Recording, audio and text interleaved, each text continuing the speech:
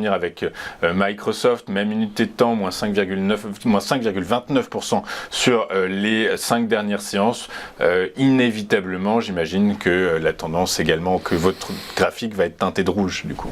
Alors, pas encore, mais ça va venir.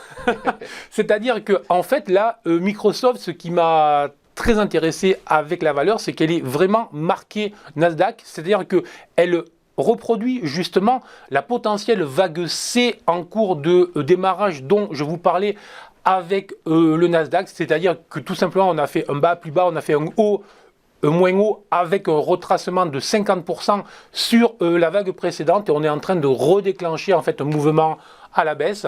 Et là, effectivement, la probabilité serait d'avoir une baisse de 60 à 70 $ sur le point haut. Autrement dit, une possibilité de rejoindre les 270, 280 $ dans les prochaines semaines. Alors c'est pas mal parce que ça correspond là aussi à un gap, qui avait été réalisé au mois d'avril, entre la fin avril et le début mai. Donc un retour sur ce niveau, c'est la ligne verte que l'on voit, le niveau support qui correspond en fait au gap, qui correspondait aussi à un niveau de résistance précédente au mois de février. Donc je dirais qu'il y a presque tous les éléments pour que les investisseurs essayent de revenir à ce niveau-là. La dynamique est là. Alors, le pire n'est jamais sûr, mais dans tous les cas, on le disait aussi juste avant, on gère son risque, on fait attention, on ne joue pas en bourse.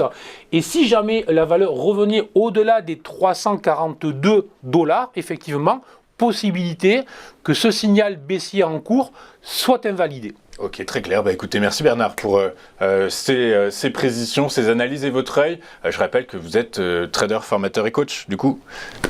Et également écrivain, puisque vous avez écrit un livre. Votre dernier livre, c'est 2 livres. Le dernier, c'est Stratégie de marché. Ok, aux éditions Erol. Erol, parfait. Eh bien écoutez, merci Bernard. On marque une pause dans cette édition du 21 septembre 2023 et on ouvre juste après notre page macroéconomique avec notre invité Christian Parizeau qui reviendra notamment sur les propos de Jérôme Powell. À tout de suite.